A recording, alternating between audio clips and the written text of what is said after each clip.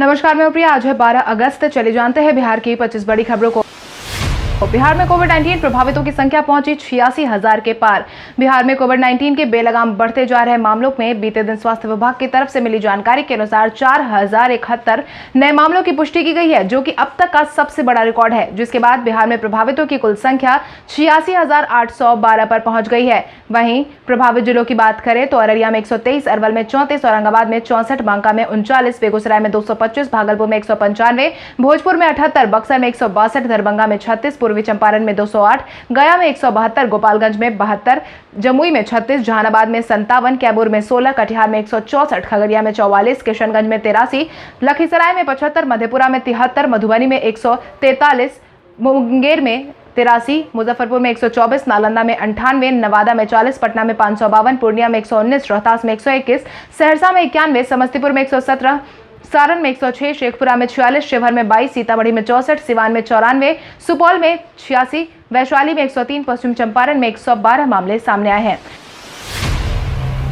बेहतर खेती के लिए अब किसानों को टिप्स देगी बिहार सरकार। बिहार सरकार ने अब किसानों को खेती के सही तरीके को सिखाने का संकल्प लिया है। इसको लेकर सरकार ने प्लान भी बना लिया है। बिहार में सॉइल हेल्थ कार्ड के आधार पर खेती का गुण अब किसानों को सिखाया जाएगा। मिली जानकारी के अनुसार 6,957 गांव में सरकार की देखरेख में सॉइल हेल्थ कार्ड की अनुशंसा के आधार पर खेती शुरू करवाई जाएगी, जिसके बाद खेती के लिए किसानों को प्रैक्टिकल जानकारी दी जाएगी। साथ ही मिट्टी संकलित करने का तरीका भी उन्हें सिखाया जाएगा। बिहार एसटीईटी ने परीक्षा की नई तारीख जारी। बिहार एसटीईटी ने परीक्षा के लिए नई तारीख की घोषणा कर दी है, जिसके तहत एसटीईटी की पुनः परीक्षा अब 9 से 21 सितंबर के बीच में आयोजित करवाई जाएगी। आपकी जानकारी के लिए आपको बता दें, प्रश्न पत्र लीक होने के आरोप के बाद जनवरी में हुई इस परीक्षा को कैंसिल कर दिया गया था। कोविड-19 के बढ़ते प्रभाव को देखते हुए हालांकि 9 से 21 सितंबर के बीच में आयोजित होने वाली परीक्षा को ऑनलाइन मोड से लिया जाएगा। आपको बता दें, एसटीईटी की परीक्षा 28 जनवरी 2020 को राज्य के 300 से ज्यादा केंद्रों में शिफ्ट की गई थी।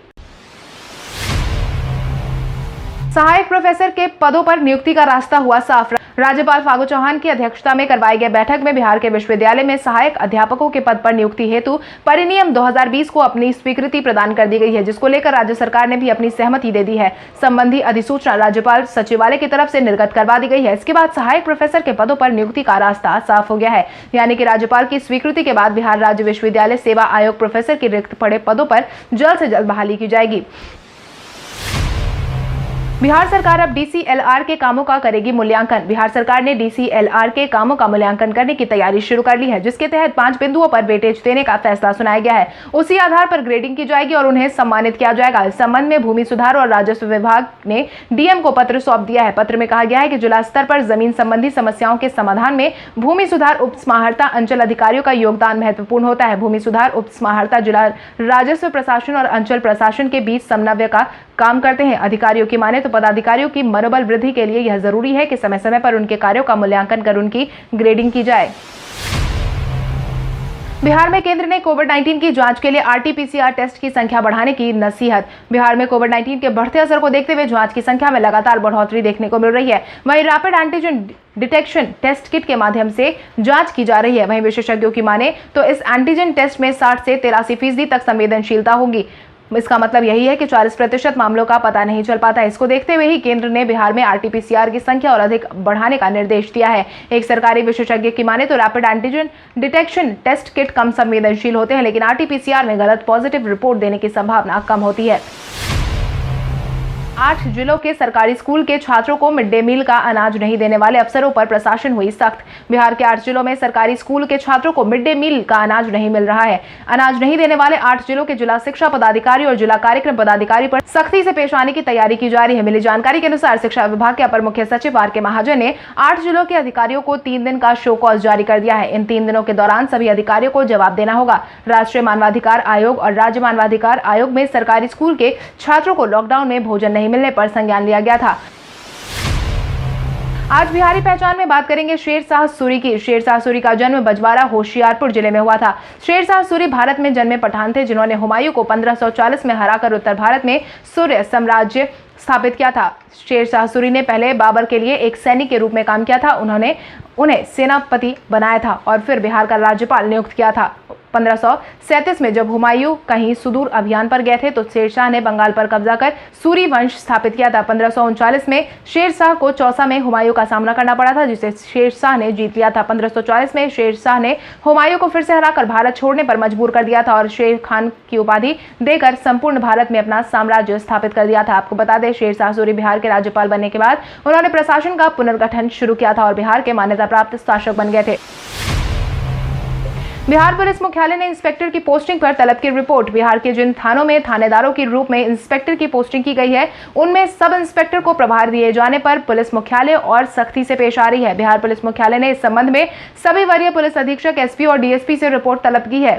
बिहार पुलिस मुख्यालय के आईजी की तरफ से इस संबंध में सभी जिलों को पत्र भेज दिया गया है। आपको बता दें, गृह विभाग के पिछले साल 24 जून को वैसे दरोगा और इंस्पेक्टर को थाने की कमान देने से रोक दिया गया था, जिन पर पुलिस मैनुअल के अनुसार 3 ब्लॉक मार्का लगाया गया है, यानी कि ऐसे पुलिसकर्मियों को थानेदार की कुर्सी नहीं देनी थी।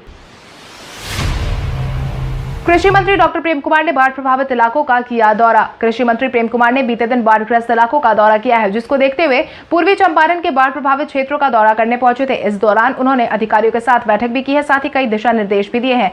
बैठक में बाढ़ और बरसात से किसानों को हुई बर्बादी की समीक्षा भी की गई है। साथ ही प्रेम कुमार ने अधिकारियों को निर्देश दिया है कि फसल क्षति के आकलन में अधिकारी पारदर्शिता बरते, ताकि एक भी प्रभावित किसान फसल क्षति मुआवजा की राशि से वंचित न रहे। इतना ही नहीं, कृषि मंत्री प्रेम कुमार ने गन्ना किसानों को भी राहत देने का आश्वासन दिया है। मुख्यमंत्री नीतीश कुमार ने अमर स्वतंत्रता सेनानी को दी श्रद्धांजलि। मुख्यमंत्री नीतीश कुमार ने 11 अगस्त 1942 को देश की आजादी के लिए जान गंवाने वाले 7 अमर शहीदों उमाकांत प्रसाद सिंह, रमानंद सिंह, सतीश प्रसाद, जगतपति कुमार, देवी प्रसाद, चौधरी राजेंद्र सिंह, राम गोविंद सिंह को श्रद्धांजलि अर्पित की है, जिसकी जानकारी आईपीआरडी विभाग के आधिकारिक ट्विटर पर साझा की गई है। वहीं जानकारी के मुताबिक 11 अगस्त 1942 में अपनी जान गंवाने वाले सभी सैनिकों ने देश को स्वतंत्र करवाने में अपना योगदान दिया था, जिसको लेकर हर किसी ने उन्हें श्रद्धांजलि अर्पित की है।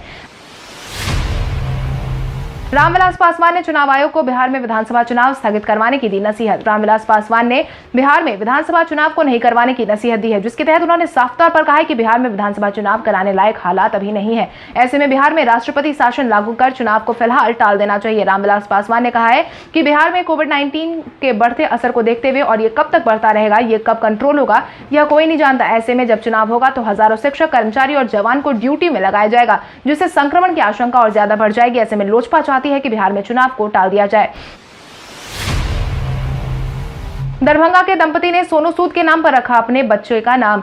दरभंगा के तरडीह ब्लॉक के लकवा रामभद्रपुर के वार्ड संख्या 5 में रहने वाले एक दंपति ने अपने बच्चे का नाम को सोनू सूद के नाम पर रखा है, क्योंकि लॉकडाउन में अभिनेता की मदद से यह दंपति घर वापस बिहार लौटे थे और दरभंगा पहुंचे थे, जिसके बाद उन्होंने अपने बेटे का नाम अभिनेता के नाम पर रख दिया है। इस दंपति की ख्वाहिश है कि सोनू सूद दरभंगा आकर खुद इस बच्चे का नामकरण करे। दंपति ने साफ तौर पर कहा है कि हमारी ख्वाहिश है कि सोनू सूद एक बार दरभंगा आए और इस बच्चे को गोद में ले, जिससे इनका बच्चा भी सोनू सूद की तरह दूसरों की मदद करे।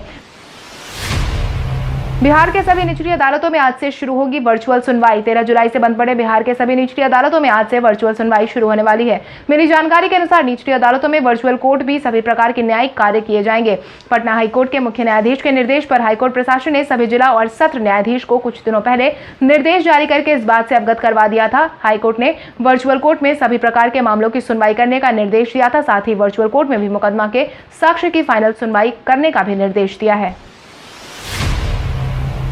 बिहार के 37 रेल परियोजनाओं में प्रवासी कामगारों को मिला रोजगार। प्रवासी कामगारों को वापस लौटने के बाद उन्हें रोजगार मुहैया करवाना सरकार के लिए एक चुनौती बनकर सामने आई थी। हालांकि सरकार हर संभव कोशिश करके प्रवासी कामगारों को नौकरी मुहैया करवाने की कोशिश कर रही है, जिसके तहत बिहार के 37 रेल परियोजनाओं में प्रवासी कामगारों को रोजगार मुहैया करवाई गई है। वहीं अब तक 262 करोड़ रुपए का भुगतान इन कामगारों के बीच में किया जा चुका है, जिसकी जानकारी पूर्व मध्य रेल के मुख्य जनसंपर्क अधिकारी राजेश कुमार ने दी है। विधानसभा में नियुक्ति का रिजल्ट हुआ घोषित। बिहार विधानसभा सचिवालय में नियुक्ति के लिए आयोजित परीक्षा का रिजल्ट घोषित कर दिया गया है। विधानसभा सचिवालय के विज्ञापन संख्या 4/2018 के अंतर्गत रिक्त पदों पर नियुक्ति के लिए प्रतियोगिता परीक्षा और साक्षात्कार का आयोजन किया गया था और अब इसका परिणाम घोषित कर दिया गया है। प्रधान सचिवालय में चयनित अभ्यर्थियों का परीक्षा फल आधिकारिक वेबसाइट पर घोषित कर दिया गया है। मुंबई के बांद्रा पुलिस स्टेशन में बिहार के 5 पुलिसकर्मियों के खिलाफ दर्ज हुआ मामला। मुंबई के बांद्रा पुलिस स्टेशन में सुशांत सिंह राजपूत के मामले में तहकीकात करने पहुंचे बिहार के 5 पुलिसकर्मियों के खिलाफ मामला दर्ज करवाया गया है। मिली जानकारी के अनुसार यह मामला महाराष्ट्र के करनी सेना की तरफ से दर्ज करवाया गया है। इस मामले में करनी सेना ने बिहार पुलिस अधिकारियों पर कई सारे आरोप लगाए हैं। करनी सेना का कहना है कि बिहार पुलिस का कार्यक्षेत्र मुंबई नहीं था, बावजूद इसके पुलिस को जांच करना ही था तो वो सुशांत सिंह राजपूत के पिता की तरफ से दायर किए गए मामले को मुंबई ट्रांसफर करते।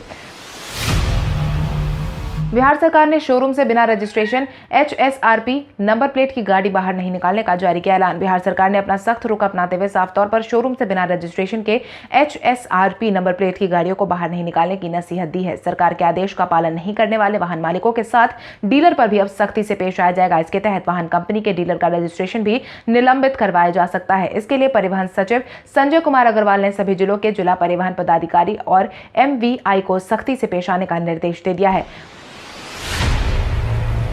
परेशान IPS विनय तिवारी ने ट्विटर इंडिया से मांगी मदद। सुशांत सिंह राजपूत के मामले में मुंबई रवाना हुए IPS अधिकारी अचानक से काफी सुर्खियों में आ गए हैं। सुशांत सिंह राजपूत के मामले में मुंबई भेजने के बाद उन्हें क्वारंटाइन किए जाने के बाद उनकी लोकप्रियता काफी ज्यादा बढ़ गई है। स्थिति यह है कि उनके नाम का अब फेक अकाउंट भी बनने लगा है। ट्विटर पर कई ऐसे लोग हैं जिन्होंने विनय तिवारी के नाम पर फर्जी अकाउंट बनाया है, जिसके बाद विनय तिवारी ने अकाउंट को रिपोर्ट कर अकाउंट को डिलीट करने की मांग की है। इसके साथ ही उन्होंने अपने अकाउंट को वेरीफाई करने की भी मांग की है ताकि आगे ऐसी कोई परिस्थिति उत्पन्न न हो। कमला तटबंध को ऊंचा करने की शुरू हुई तैयारी। कमला नदी पर बने तटबंध को ऊंचा करने के साथ ही इसे मजबूत करने की तैयारी शुरू हो रही है। मधुबनी में पीपरा घाट पुल के ठेंगहा पुल पर 80 किलोमीटर की लंबाई में तटबंध को दुरुस्त करने की योजना पर काम शुरू होने वाला है। राज्य सरकार ने इसके लिए 285 करोड़ रुपए की योजना को मंजूरी दे दी है।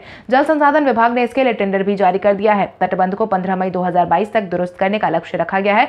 जल संसाधन विभाग के टेंडर में कमला नदी के बाएं तटबंध पर 27.10 किलोमीटर से 66.30 किलोमीटर और दाएं तट पर 23.20 किलोमीटर से 64 किलोमीटर तक ऊंचा करने का आदेश जारी किया गया है। तेजस्वी यादव की मीटिंग के बाद भाई वीरेंद्र ने मीडिया से की बात। चुनाव आयोग की तरफ से बिहार में विधानसभा चुनाव के आयोजन करवाने के ऐलान के बाद सभी पार्टियां अपनी तैयारियों में जुट गई है। इसको लेकर राजद के मुख्य प्रवक्ता भाई वीरेंद्र ने भी बड़ा बयान जारी किया है, जिसके तहत उन्होंने कहा कि जब चुनाव आयोग बिहार में विधानसभा चुनाव की घोषणा करेगा तो हम लंगोट पहनकर तैयार हैं। इस बार छाती पर चढ़ जाएंगे और बिहार में तेजस्वी यादव के नेतृत्व में ही सरकार बनाएंगे। चुनाव आयोग के रुख को जानकर तेजस्वी यादव ने दी अपनी प्रतिक्रिया। चुनाव आयोग के बिहार में विधानसभा चुनाव को करवाने के फैसले के आने के बाद नेता प्रतिपक्ष तेजस्वी यादव ने अपनी प्रतिक्रिया जाहिर की है, जिसके तहत उन्होंने कहा है कि चुनाव आयोग ने सभी पार्टियों से राय मांगी थी, हमने भी अपनी राय दे दी थी। अब अगर चुनाव आयोग कोई फैसला करता है तो वो सबके लिए मानने योग्य है। आपको बता दें, इससे पहले भी तेजस्वी यादव ने चुनाव कराना सही नहीं बताया था। वहीं बाढ़ और कोविड-19 की वजह से पूरा राज्य प्रभावित है, ऐसे में चुनाव स्थगित कर दिया जाए, यही सही है। सुशांत सिंह राजपूत के मामले में सुप्रीम कोर्ट की सुनवाई हुई पूरी। सुशांत सिंह राजपूत के मामले में बीते दिन सुप्रीम कोर्ट में जारी सुनवाई पूरी कर ली गई है, जिसके बाद अब फैसले को सुरक्षित रख लिया गया है। सुप्रीम कोर्ट जल्द ही आदेश जारी करेगा कि जांच मुंबई पुलिस करेगी या फिर CBI। वहीं सुशांत सिंह राजपूत के मामले में केंद्र सरकार ने CBI जांच की जरूरत बताई है। केंद्र सरकार का साफ तौर पर कहना है कि मुंबई पुलिस की तरफ से तथ्यों के साथ उलटफेर करने की कोशिश की गई है। हालांकि अब इस पूरे मामले पर सुप्रीम कोर्ट का फैसला ही आखिरी फैसला होगा। जाने माने उर्दू शायर राहत इंदौरी ने बीते दिन दुनिया को कहा अलविदा। जाने माने उर्दू शायर राहत इंदौरी ने बीते दिन दुनिया को अलविदा कह दिया है, जिसकी जानकारी राहत इंदौरी के आधिकारिक ट्विटर हैंडल से साझा की गई है। साथ ही अपील भी की गई है कि लोग अपने अपने घरों में ही राहत साहब की आत्मा की शांति के लिए दुआ करें। मिली जानकारी के अनुसार इंदौरी ने मंगलवार शाम लगभग 5 बजे अंतिम सांस ली है। उन्हें कोविड-19 था। मध्य प्रदेश के इंदौर स्थित एक अस्पताल में उन्हें भर्ती करवाया गया था, जहां पर उन्हें 2 बार दिल का दौरा आने की वजह से उन्हें बचाया नहीं जा सका। श्री अरविंदो अस्पताल में उनके जान गंवाने की पुष्टि की गई है। BCCI ने IPL 2020 टाइटल स्पॉन्सरशिप के लिए जारी किए आवेदन। BCCI ने इंडियन प्रीमियर लीग के 13वें संस्करण के लिए टाइटल स्पॉन्सरशिप अधिकार के लिए आवेदन आमंत्रित कर दिए हैं। वीवो के पीछे हटने के बाद IPL के स्पॉन्सरशिप को लेकर तरह तरह की अटकलें लगाई जा रही थी। BCCI ने साफ तौर पर स्पॉन्सरशिप आवेदनों की मांग की है। IPL की तरफ से जारी किए गए एक बयान में साफ तौर पर कहा गया है कि बोलियां जमा करने की आखिरी तारीख 14 अगस्त है। बोर्ड ने यह अधिकार 18 अगस्त 2020 से 31 दिसंबर 2020 की अवधि के लिए उपलब्ध करवाया है। हालांकि BCCI ने साफ तौर पर कहा है कि यह सभी स्वीकार किया जाएगा जब BCCI की तरफ से जारी किए गए नियमों का पालन हो रहा होगा। कल हमारे द्वारा पूछे गए सवाल का जवाब आप में से बहुत सारे यूजर ने हमें कमेंट करके दिया था, उसके लिए आपका बहुत बहुत धन्यवाद। आप में से जिन यूजर का कमेंट हमें अच्छा लगा है उनके नाम है योगेंद्र कुमार, हेमंत हमेशा, हरिशंकर राय, आशीष कुमार, मनोज सिंह, सुनील कुमार, अमरजीत कुमार, सूरज प्रसाद, अशोक राम राय, जयप्रकाश, रंजन सिंह, अरविंद कुमार मंडल, प्रदीप कुमार, प्रमोद कुमार, जितेश कुमार, निरंजन राय, विकी कुमार। इसके अलावा हमारी टीम को और भी लोगों के जवाब अच्छे लगे हैं, मगर समय के अभाव के कारण हम उनका नाम नहीं ले पाए। लेकिन आप हमारे सवालों का जवाब देते रहे, हम कल आपका नाम लेने की पूरी कोशिश करेंगे। तो चलिए बढ़ते हैं आज के सवाल की। और आज का सवाल कुछ इस प्रकार है। आपके अनुसार रामविलास पासवान द्वारा बिहार में विधानसभा चुनाव के आयोजन लायक हालात नहीं होने के बयान से आप कितने सहमत हैं? अपने जवाब हमें कमेंट करके जरूर बताएं। इसके साथ ही आज के लिए बस इतना ही। अगर आप ये वीडियो हमारा यूट्यूब पर देख रहे हैं तो हमारे चैनल को सब्सक्राइब करें और बेल आइकॉन दबाना ना भूलें। और अगर आप ये वीडियो हमारा फेसबुक पर देख रहे हैं तो इस वीडियो को लाइक करें और ज्यादा से ज्यादा शेयर करें। इसके साथ ही देश विदेश की तमाम बड़ी खबरों से अपडेटेड रहने के लिए हमारे नए यूट्यूब चैनल नॉन स्टॉप खबरें को सब्सक्राइब करें, जिसका लिंक आपको नीचे डिस्क्रिप्शन बॉक्स में मिल जाएगा। धन्यवाद।